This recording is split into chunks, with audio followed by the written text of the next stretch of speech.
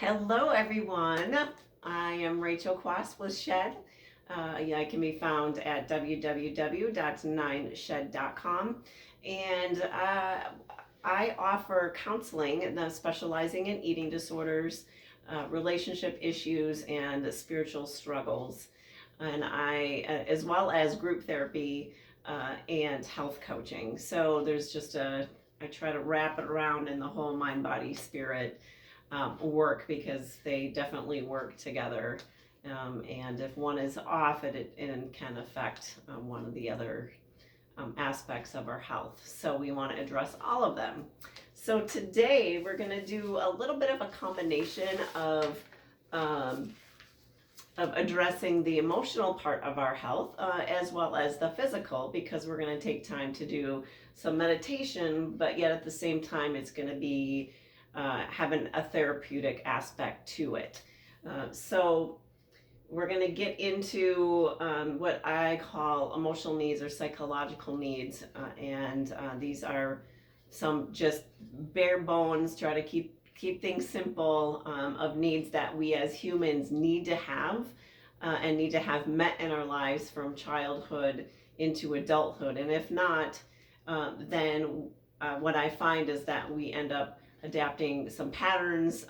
Some of them can be unhealthy, some can even be self-destructive or destructive to others. These patterns to try to avoid feeling that wound or that need that's not met, or to try to replicate the need, but in a way that isn't as healthy for us. So it's important just to address it, especially with a lot of hard things and challenges that we are experiencing collectively, as well as those of us that may have even hard things on top of what we're collectively experiencing. It's just important to pay attention to the inner soul and just in our bodies and spirit, and check in to see what's going on and how else we might address that. So I'm going to use the emotional needs to do that. But as is important to do, we're going to start with breathing. So if we're going to do a 4-7-8 count, which is great with helping just kind of relax the body. In other videos I've done, you'll notice that there's different types of breathing.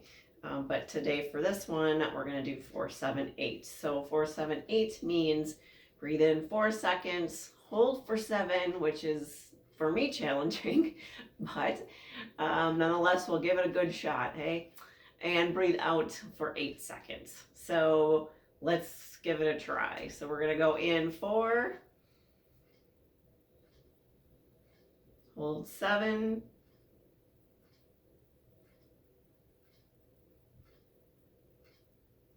out 8.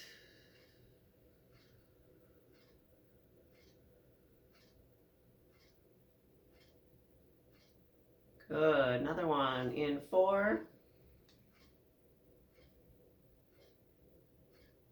Hold 7.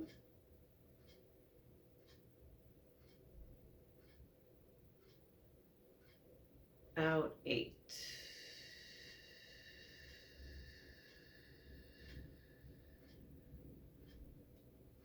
Good. And feel free to do one more on your own. Just again, we just want to get chest, diaphragm, belly, just relax, get the whole body relaxed so we can get in touch with what's going on.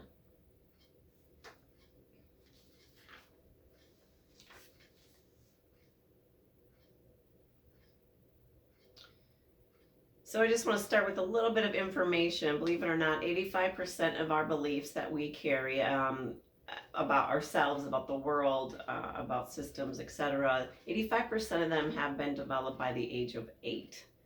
So that is a really large percentage. I like to call them also core beliefs. And what happens is we often live out of those core beliefs when we develop them.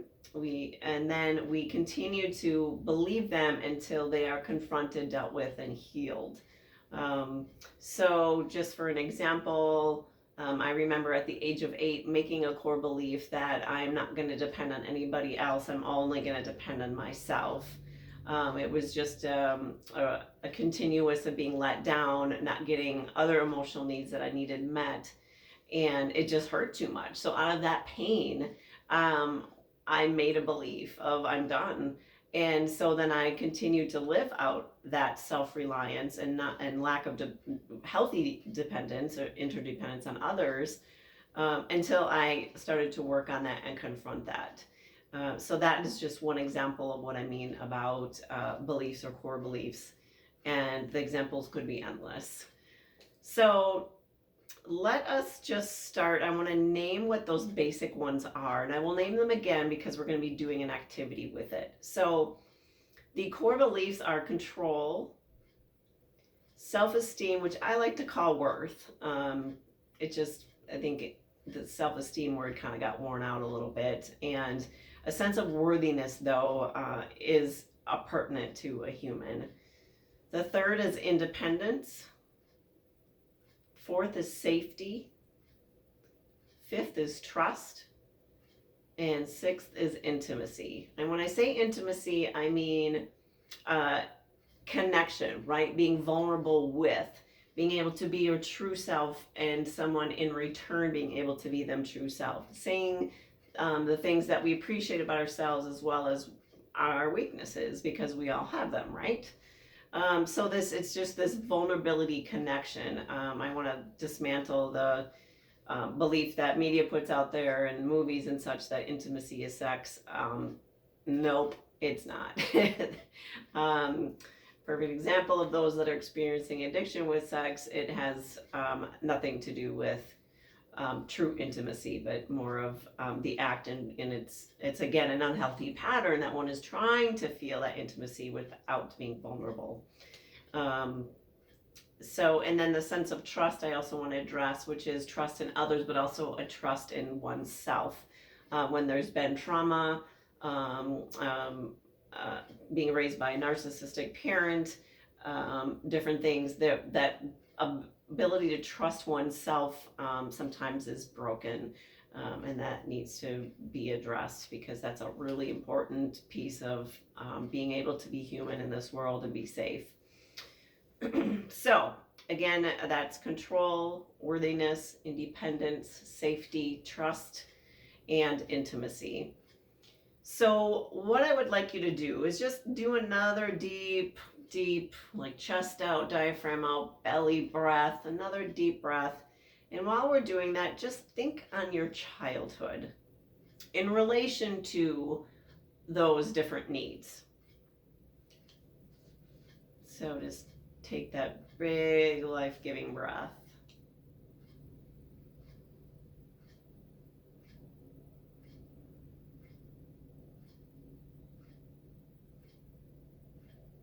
What was it like being in your home in relation to those 6 needs?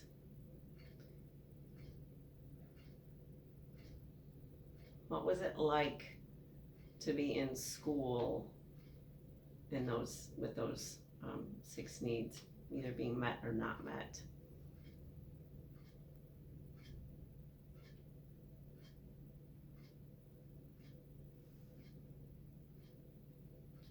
What was it like in your community?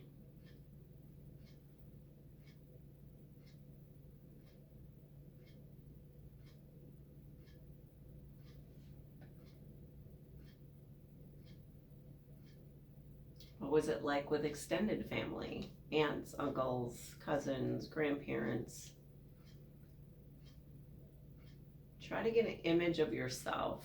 Sometimes when I ask that, certain ages pop up. Just pay attention to those ages that pop up.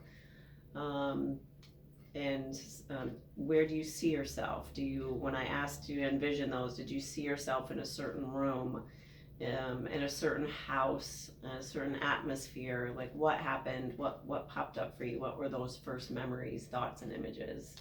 Those are important. They're coming up for a reason.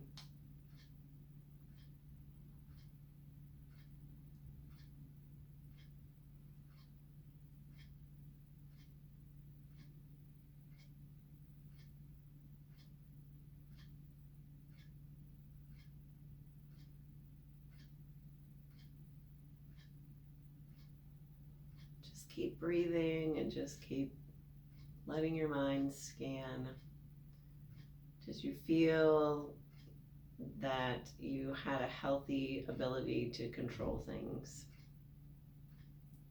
Did you feel worthy?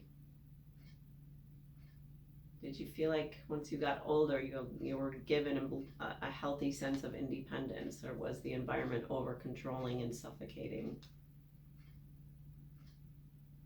Did you feel safe? Were parents' moods predictable? Were they unpredictable? Was a teacher unpredictable?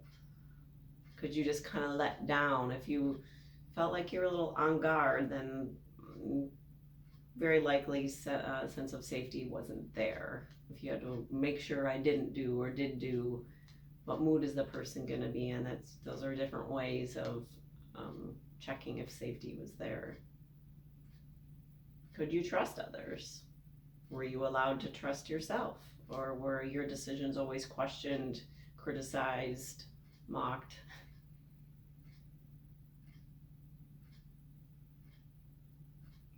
Was there an ability to just be you, or were you expected to be something different or someone different, or you were born a male and you're expected to be, or parents wanted a female? With your friends, could you be honest, or did you feel like you had to fit in and be someone different? What was all that like for you?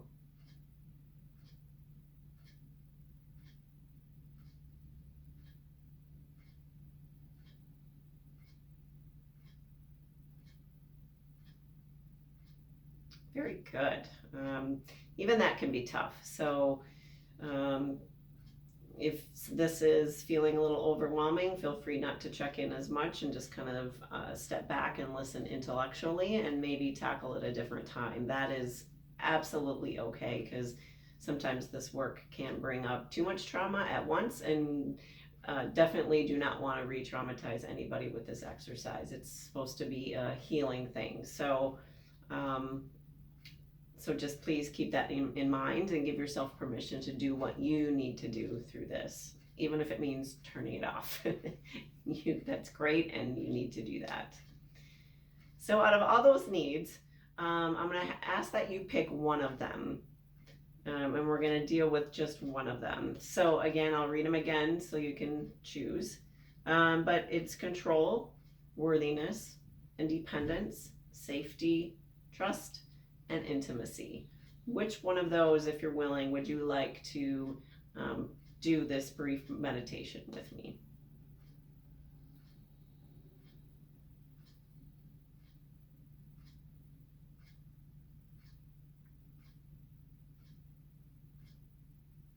So once you've picked that, where are you feeling that in your body? You can always refer back to the body talk scan meditation that I did. It kind of walks through paying attention to how the body feels. That might help you with this part. But for this exercise, where do you feel that need? Saying the lack of receiving that need, where do you feel that in your body? Does it have an energy to it? Does it feel like a sinking or a hollow? Does it feel buzzy? Does it feel tight? Where is it in your body, and what is it feeling like in that place?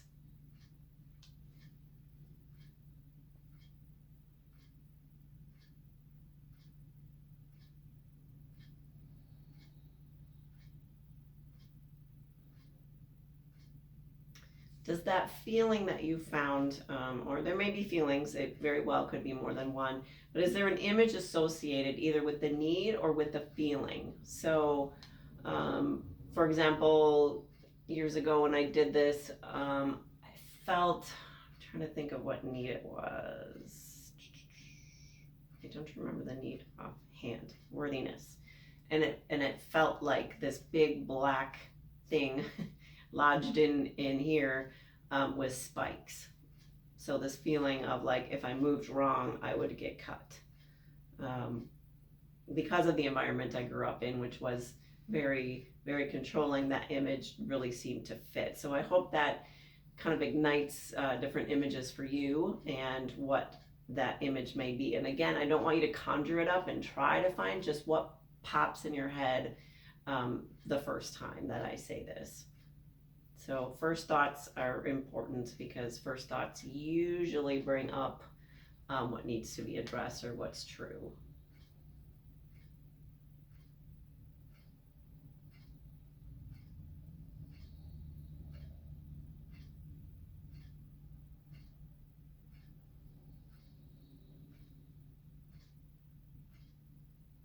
Are there feelings associated with this need? So again, I try to keep things simple. So basic 5 feelings. There's obviously hundreds of words that go under this, each feeling, but to keep it simple, it's mad, sad, afraid, ashamed, hurt. So are any of those feelings associated with that need not being met? Mad, sad, afraid, ashamed, hurt.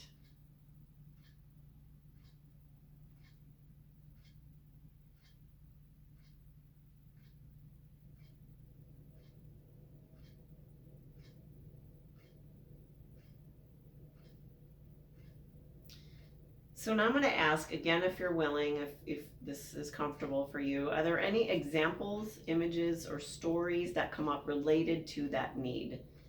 So when we, earlier found that you were in a room or such, it'd be something like that. Does a example come up, a story come up, an image come up related to that need not being met?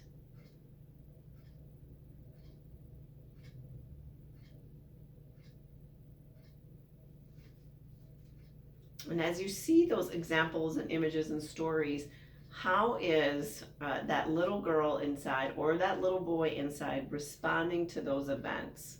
So when you go as an adult, you're seeing your little girl or your little boy in those scenarios.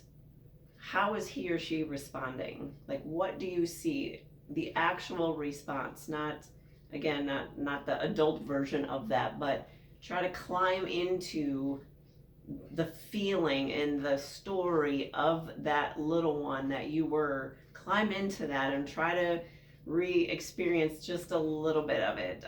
Sometimes feeling too much of it can be overwhelming, but let's just open the crack a little bit and see what that little girl or boy had to experience in those times.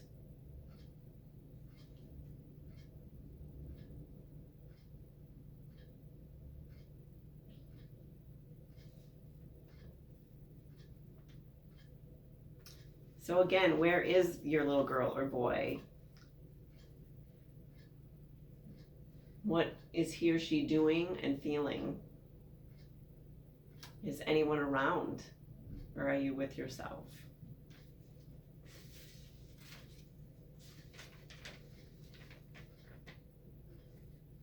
If you could go back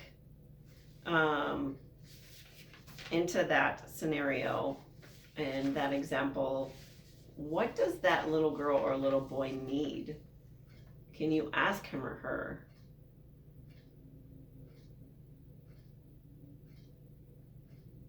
So as they're going through that, what does that little one need?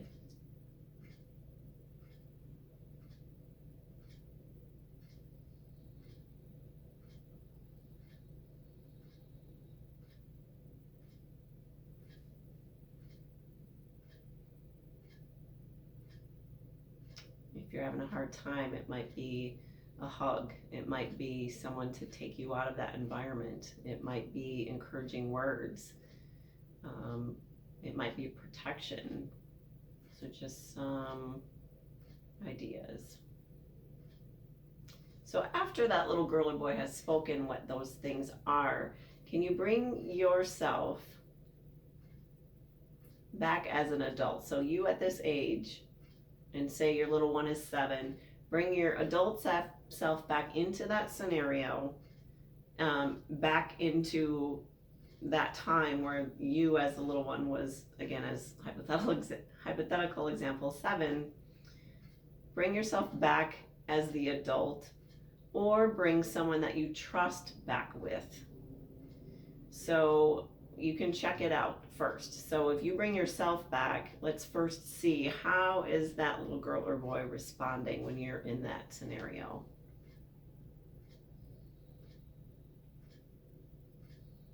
or if that doesn't feel comfortable, whichever one, bring a trusted person. Or it might be you as an adult with a trusted person back.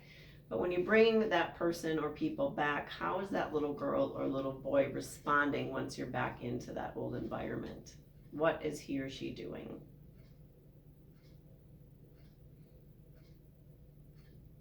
Is she or he open to you being there? Is she running, he or she running to you, um, crying? Well, how is she responding? Like kicking you out of the room?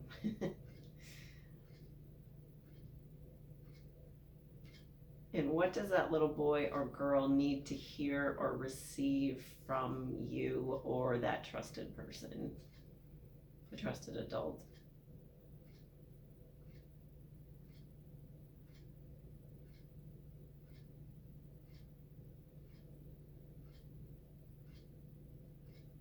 Can you or that other person speak it to him or her? Can you, again, you're just use your imagination and imagine you or that trusted person saying or doing, giving the little one a hug. Can you speak it to him or her?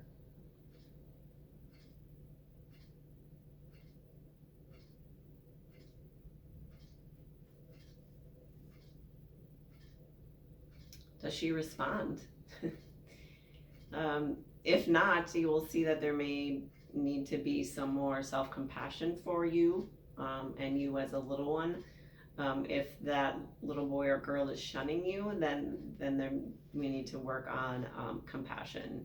And I do find that often in practice that self-compassion is not there, and there's sort of a disdain or a hate, or it can also mean that the adult has bought into, you as the adult has bought into what was done or said to you as a little girl or boy. So we need to get that feeling separated out from your identity by doing some really some deep emotional work. So does that little boy or girl respond? Does she acknowledge your presence or even allow you to help? Or allow the trusted adult to help?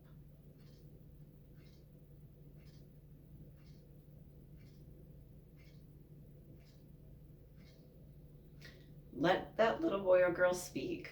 Let her do what she needs to do, because oftentimes with hurt or trauma, um, we get stunned, or we're not, adults don't allow us to talk, or we're just told simple things like it'll be okay, and then that shuts the person down, or I'll give you something to cry about, or the child is just abandoned, so they're not allowed to speak. So this is their chance. This really, I find, working with people is a really big piece, is letting that little one be able to speak his or her truth for how it really felt. Not how you as an adult think they should respond or feel, but how that little one actually felt and what he or she was going through at the time. This releases so much energy and trauma. It's just really beautiful work. But I do also want to suggest that if there is an overwhelming amount there, it's way better to do this with somebody, with a trusted friend or counselor. What I find is some that have been so wounded in this area try to do all by themselves, which then adds to the wound of that self-reliance or feeling lonely, feeling disconnected. So doing this work with a deep connection is where some beautiful healing really comes. So just let that little girl or boy just say what she needs.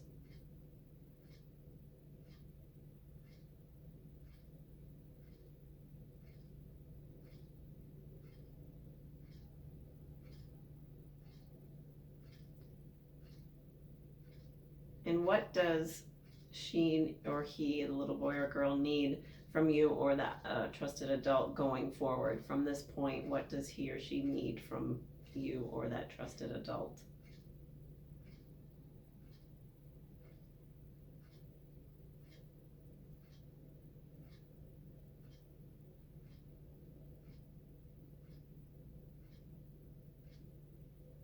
So thank her for the time. Thank him or her for that time.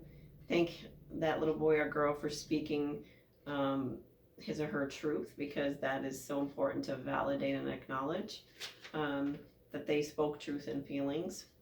And you can always go through this again. And what I find with clients is sometimes at first, the little one is can be very despondent and just disengaged or hiding and doesn't want. But the more that we do the work, the little one actually does want that embrace from you as the adult, or wants that attention.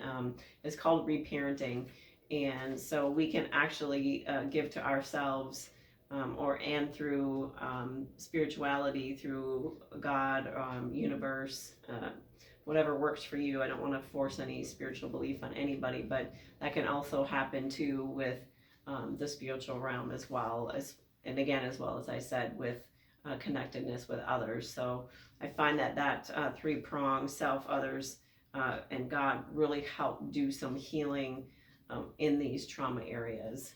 So I thank you so much for going on this journey with me. I thank you for your bravery, for being willing to do this, because it truly, this type of work is truly really gut-wrenching and hard. I've done a lot of it myself, and the things that my body has spit up has been quite intense. But trust me, it's so worth the work and the burdens being lifted and being able to live more and more of a free life. So blessings to you in this journey, wherever you are in it. And if there's anything I can do to be of service, please let me know. I'm here for counseling. I'm here for group counseling if you find you need others in this journey as well. Health coaching. If there's, again, something I can do, feel free to look me up at www.9shed.com or email me at rachelquest@9shed.com. Blessings.